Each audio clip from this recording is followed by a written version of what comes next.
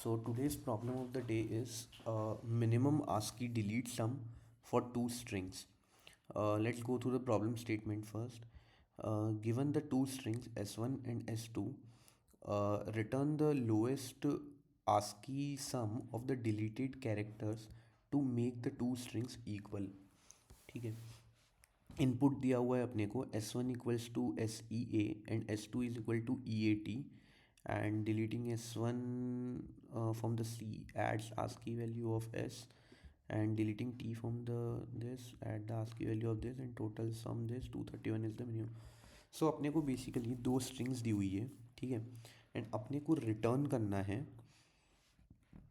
ASCII sum of the deleted characters to make the two strings equal. ठीक है, अगर मेरे को ये स्ट्रिंग दी हुई है एंड ये स्ट्रिंग दी हुई है, इसमें कॉमन क्या है? E a and e a. I mean not just common, the common subsequence. ठीक है, तो कॉमन सब सीक्वेंस क्या है? ई ए एंड ई ए.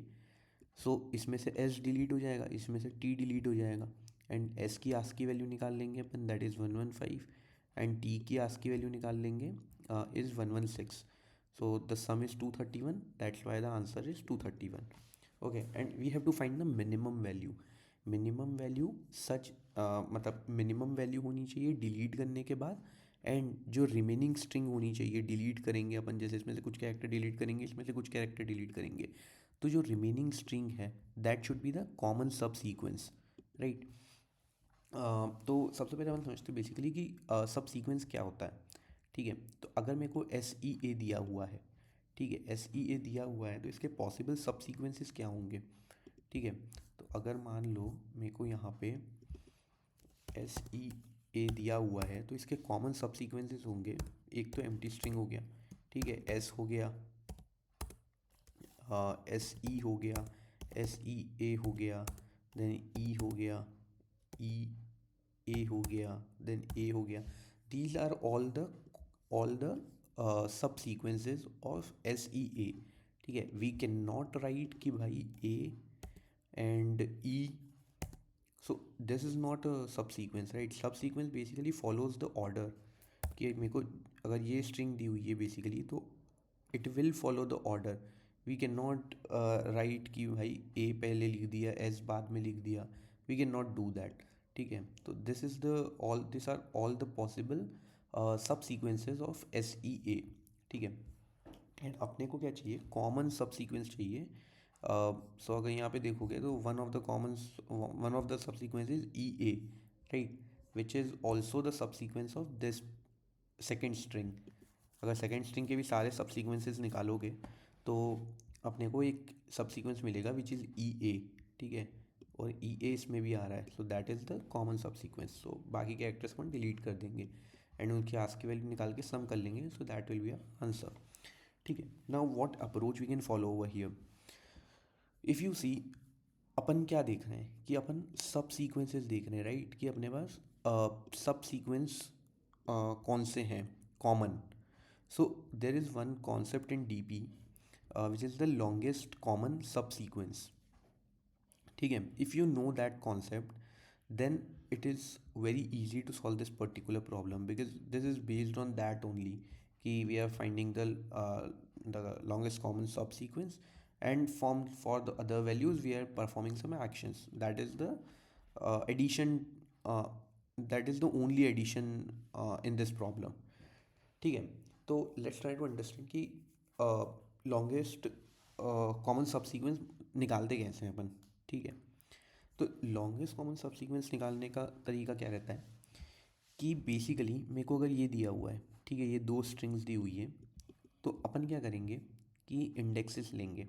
ठीक है, S1 को अलग इंडेक्स से रिप्रेजेंट करेंगे, S2 को अलग इंडेक्स से रिप्रेजेंट करेंगे, आई मीन अलग वेरिएबल से. We will have the separate variable for both of these two. ठीक है, इसके लिए आई ले लिया, इसके लिए जे ले लिया. मान लो इनिशियली कहाँ पे हूँ मैं? ज़ीरो पे हूँ, ज़ीरो पे हूँ. ठीक है, वो कंडीशन क्या रहेगी कि अगर आई और जे की सेम वैल्यूज़ आती है तो मैं आई को भी इंक्रीमेंट करूँगा वन से, जे को भी इंक्रीमेंट करूँगा. ठीक है, एंड अदर केस क्या रहेगा कि जो मतलब मिनिमम देगा फॉर्म कि मैं दोनों को साथ में तभी इंक्रीमेंट करूँगा जब मेरे को कॉमन मिल जाएगा दोनों में कुछ, ठीक है। अदरवाइज़ क्या मैं करूँगा कि आई को रहने दूंगा एंड जे को इंक्रीमेंट करूँगा, अदरवाइज जे को रहने दूंगा, आई को इंक्रीमेंट करूँगा, ठीक है। तो इंक्रीमेंट कर रहा हूँ मैं अगर, तो मतलब मैं इसको डिलीट कर रहा हूँ, राइट।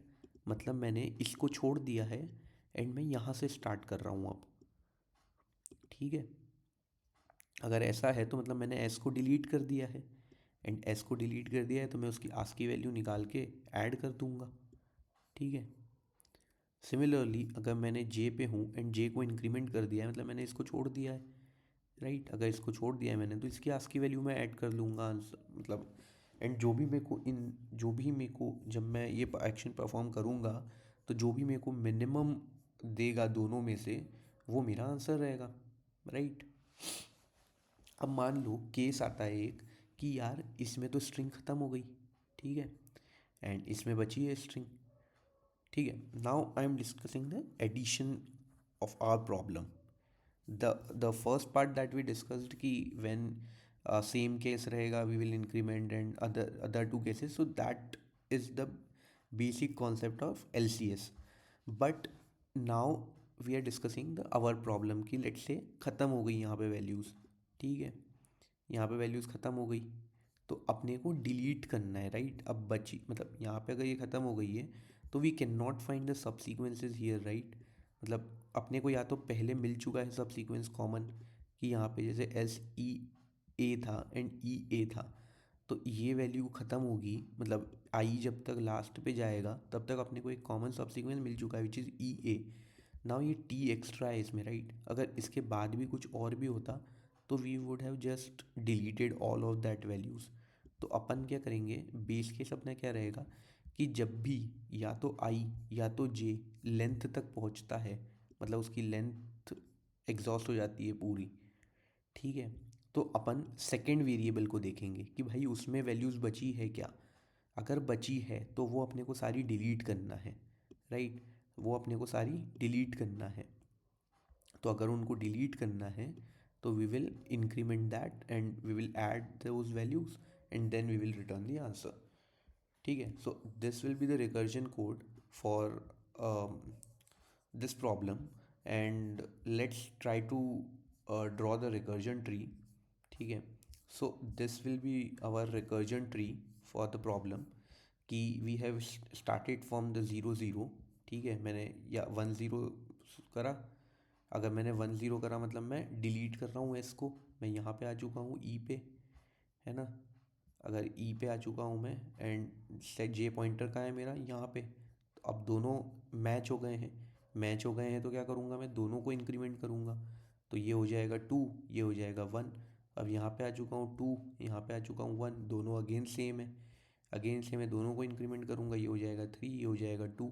अब अपनी ये लेंथ एग्जॉस्ट हो गई तो अपने पास बचा क्या, T.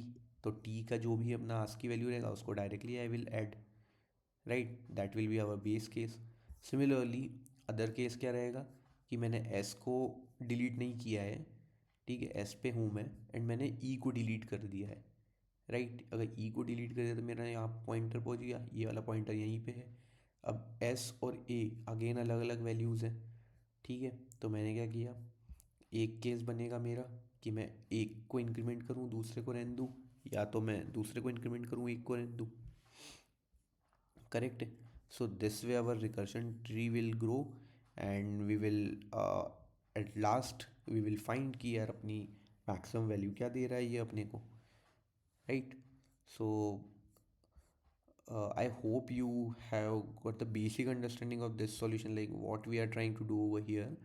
uh, but the most recommended thing to solve this problem is to first go through the longest common subsequence problem, where you will understand the concept used behind this problem, and this problem will, after that this problem will be much easier to solve. So yeah, that's the solution for today. Thank you.